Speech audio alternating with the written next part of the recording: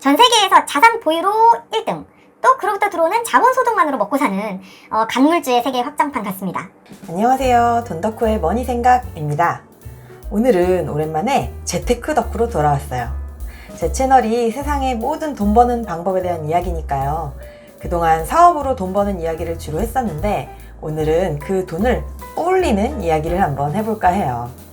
제가 무슨 경제 전문가도 아니고 이미 수백억 부자도 아니고 그렇지만 부자로 가는 길로 열심히 한 발 한 발 나가는 그런 소시민으로서 공부하고 또 그런 내용을 여러분하고 같이 공유하고 이야기 나눔으로써 서로 같이 부자로 성장해 갔으면 좋겠네요. 재테크의 정답이 어디 있겠어요. 그냥 돈 많이 벌면 그게 정답이겠죠. 제가 요즘 눈여겨보고 있는 투자처는 바로 엔화예요. 일본 돈이요. 4월 29일 지난 금요일 기준으로 100엔이 우리나라 돈으로 972.7원이네요. 100엔에 1000원이 깨지면서 최저 965.53원까지 가고 있는데요. 엄청 싸 보이지 않나요? 10년간 엔화와 한화의 비율을 비교해보니까 역대급으로 싼 구간으로 접어든 것 같아요. 근데 희한하죠? 지금 미국 달러화는 미친듯이 막 오르고 있는데 말이에요. 4월 29일 기준으로 1달러에 한화가 1263원이나 해요. 10년으로 봐도 역대급 고점이에요. 달러는. 달러와 엔화를 비교하면 더더욱 극명합니다. 달러당 엔화가 130엔에 육박하고 있어요. 달러나 엔화나 모두 안전자산이라고 이야기하는데 왜 두 화폐 가치가 이렇게 반대로 움직이고 있을까요? 우선 달러는 연준이 다가오는 FOMC에서 기준금리를 0.5%포인트 올릴 것으로 보이고 있죠. 미국이 40년 만에 최대 인플레이션이라고 하니까 그 물가를 잡기 위해서 한 번에 0.5%포인트까지 올려서 시장에 돈을 걷어들이겠다고 한 겁니다. 즉 시중에 달러가 줄어들 거고 그럼 수요 공급의 원칙에 따라서 달러의 가격은 올라가겠죠. 거기다가 러시아와 우크라이나가 끝을 가늠하기 힘든 전쟁을 하고 있어서 원자재 가격이 계속 상승하고 있죠. 그래서 인플레이션이 한동안 지속될 거라고 전문가들이 이야기하고 있습니다. 미국이 금리를 올리면 전 세계 국가들도 자국의 자금 유출을 막기 위해서 따라서 금리를 올리죠. 우리나라도 올해 선제적으로 올리기 시작했고요. 근데 혼자 저 세상에서 사는 나라가 있습니다. 바로 일본이요.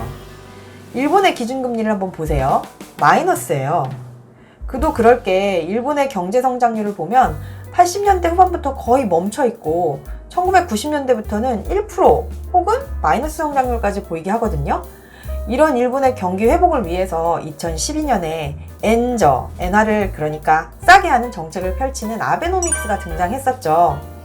시장의 엔화를 마구마구 찍어내서 경기를 부양하고 임금을 높여서 내수 경기를 살리고 그 다음 엔저를 하면 가격 경쟁력이 있으니까 그걸 통해 수출을 증대시키는 정책이었어요.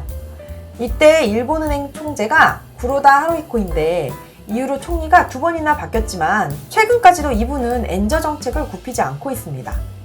물가 상승률이 2% 도달할 때까지는 금융 완화 정책을 계속할 것이라고 얘기했는데요. 경기 부양도 경기 부양이지만 그 이면에는 현재 일본이 GDP의 250%가 넘는 국가 부채를 갖고 있어서 금리를 인상하면 정부의 이자 부담이 급증하기 때문에 사실 쉽사리 금리를 올릴 수도 없는 거라고 합니다. 즉, 일본은 돈을 계속 풀겠다고 하니까 엔화의 가치는 계속 떨어지고 있는 거죠. 자, 그럼 지금 엔화를 사서 환율이 높아지면 팔아가지고 환테크를 해볼 수 있겠는데요. 사실 지난 영상 절대로 잃지 않는 투자 방법에서 말씀드린 적이 있는데요. 저는 수익률도 중요하지만 잃지 않는 투자를 가장 최우선으로 생각합니다. 잃지 않으려면 충분히 쌀 때 산다 라는 원칙을 저 나름대로 세워두고 있어요. 그래서 당시에 제가 달러를 1110원 정도에 사두었다고 말씀드렸었는데요. 최근에 달러가 많이 올랐을 때 1240원 가량의 한화로 다시 바꿔두었습니다. 수익률로 따지면 약 10% 정도 돼요. 근데 요새 엔화를 보면 싸다는 생각이 들어요. 그래서 사실 지난주에 970원 정도의 엔화를 조금 샀거든요. 상황을 봐서 조금 더 사려고 생각 중이랍니다. 그럼 엔화가 과연 오르긴 할까? 엔화도 안전자산이라는데 달러는 세계 1등 화폐니까 인정하겠는데 엔화는 왜 안전자산이지? 라는 의문이 들어서 저도 좀 공부를 해봤거든요. 일본은 세계에서 해외 자산을 가장 많이 갖고 있는 나라라고 해요. 이걸 한번 보세요. 작년 1분기에 IMF에서 조사한 주요국의 대외 순자산 규모표예요. 자국이 갖고 있는 해외 자산에서 외국인 투자자가 그 나라에 갖고 있는 자산을 뺀 걸, 그러니까 순수히 그 나라가 가지고 있는 해외에 있는 순자산의 규모라고 보면 되는데요. 일본이 무려 3조 2,470억 달러로 세계의 1등이라고 해요. 또 이런 기사도 있어요. 작년 4월 기사인데요. 앉아서 이자로 먹고 사는 투자 강국 일본. 내용인즉슨 지난해 일본은 코로나19 사태에서도 1,600억 달러의 경상수지 흑자를 거뒀다. 근데 이 가운데 물건을 사고 팔아서 번 상품 수지는 300억 달러에 불과한데 무려 2천억 달러의 흑자가 소득 수지에서 나왔다. 나라 밖에서 벌어들인 이자와 배당이 대부분이다. 과거 수출로 번 외화로 주식, 채권 등 해외 자산을 잔뜩 사둔 덕분이다. 왕년의 수출 강국에서 투자 강국으로 변모한 일본의 오늘이다. 일본은 그냥 이 돈 덕후의 경제적인 롤 모델이네요. 전 세계에서 자산 보유로 1등, 또 그로부터 들어오는 자본 소득만으로 먹고 사는 간물주의 세계 확장판 같습니다. 근데 이런 부자가 쉽게 망할까요? 그러지 않겠죠. 그래서 엔화가 안전자산이라고 하네요. 하지만 2022년 4월 11일, 얼마 전 이런 기사가 있네요. 일본 42년 만에 경상수지 적자 전망. 우크라이나 전쟁으로 원유와 천연가스를 전량 수입에 의존하는 일본이 유가가 계속 오르고 엔화 가치는 떨어지니까 해외에 지급할 돈이 늘어나서 경상수지가 악화된다는 내용이에요.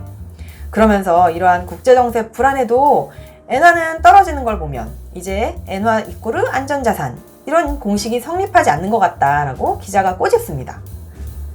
그럼에도 불구하고 오늘자 뉴스에는 은행의 엔화 예금이 급증하고 있다고 하네요.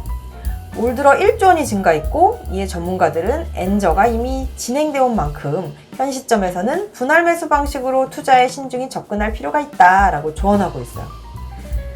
그래서 어쩌라고. 일본이 부자라고 하더니 또 안전자산의 지위를 잃어가는 것 같다고 하다가 또 분할 매수로 사라고? 투자는 여러분의 선택이겠죠? 저는 한번 이 부자 나라에 베팅 해보겠습니다. 제 원칙대로 수익률을 많아봤자 10%가 되겠지만 잃지는 않겠지라는 생각으로요. 적어도 코리안 원화로 갖고 있는 것보단 낫지 않겠어요. 정 안 오르면 그냥 찾아갖고 일본 여행이나 가겠습니다. 요즘에 모든 자산이 다 올라서 뭘 사야 될지 모르겠다.